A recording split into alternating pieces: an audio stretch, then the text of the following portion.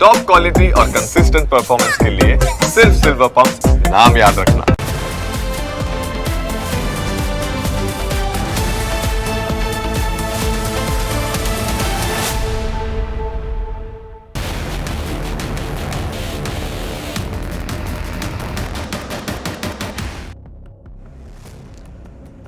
વાત કરવી છે તમારું ખાતું ખાલી થતું બચાવવાની। જો કોઈ અજાણી વ્યક્તિ તમારી પાસેથી ઓટીપી કે રૂપિયા માંગે તો તમે શું કરશો?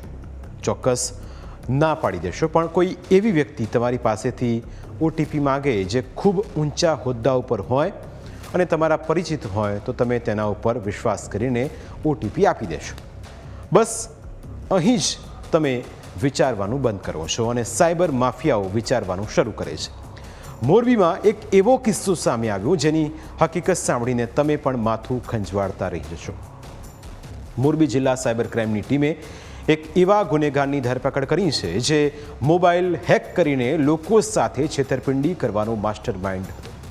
પોલીસના સકંજામાં રહેલા આરોપીનું નામ પ્રિતેશ ઉર્ફે ગોગી મહેશભાઈ પ્રજાપતિ છે। ચહેરા પરથી માસૂમ લાગતો આ ગુનેગાર જેવો તેવો નથી, તે 13 જેટલા ગુનામાં સંડોવાયેલો છે। પ્રિતેશ ગુજરાતના લોકો સાથે છેતરપિંડી કરીને જલસા કરવા માટે ગોવા જતો રહેતો અને પૈસા પૂરા થાય એટલે પાછો ગુજરાતમાં શિકારની શોધમાં ફરતો હતો।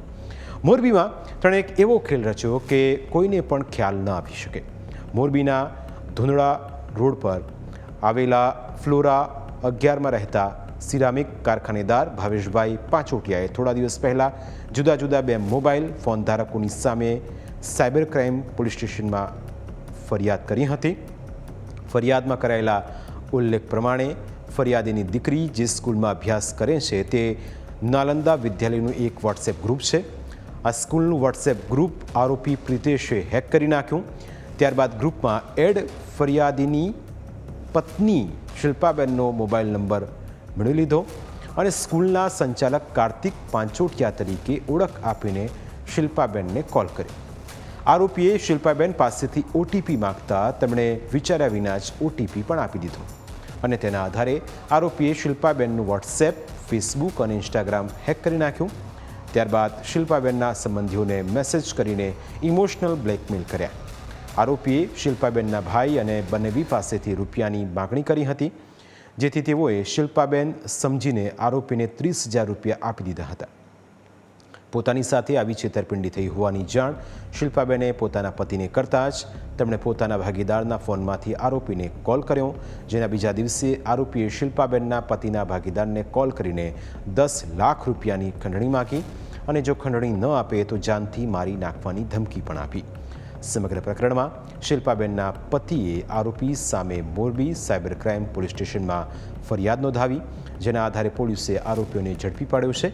પોલીસની તપાસમાં સામે આવ્યું છે કે આરોપી પ્રિતેશ પ્રજાપતિ સામે આ પહેલાં અમરેલી, નડિયાદ, વલસાડ, તલોદ, મોરબી, નવસારી અને મહેમદાબાદ સહિતના પોલીસ મથકોમાં 13 જેટલા ગુના નોંધાઈ ચૂક્યા છે। તે ગુજરાતમાં ગુનો આચરીને ગોવા જતો રહેતો, જેથી પોલીસ તેને પકડી ન શકે। જોકે આ વખતે તે ગોવા ભાગે તે પહેલાં જ પોલીસના હાથે ઝડપાઈ ગયો। એક આરોપી જેનું નામ પ્રિતેશ ઉર્ફે ગોગી સન ઓફ મહેશભાઈ પ્રજાપતિ રહેવાસી નૈનપુર મહેમદાવાદ, તો આ જે આરોપી છે તે આરોપીને ટેકનિકલ સર્વેલન્સ તથા હ્યુમન સોર્સિસની મારફતે સાયબર ક્રાઇમ પોલીસ સ્ટેશનના પીઆઈ શ્રી તથા તેમની ટીમ દ્વારા આરોપીને પકડી લેવામાં આવ્યો છે તથા કોર્ટમાં રજૂ કરી તેના 3 દિવસના રિમાન્ડ માંગવામાં આવેલ છે।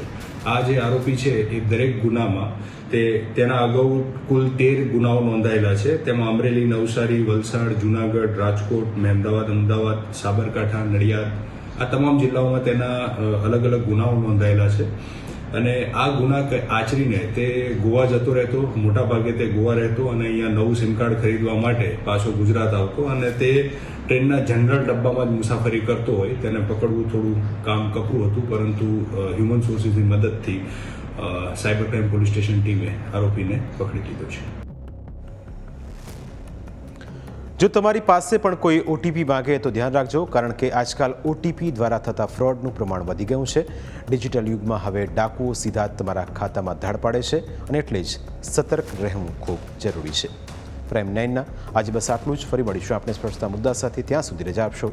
નમસ્કાર.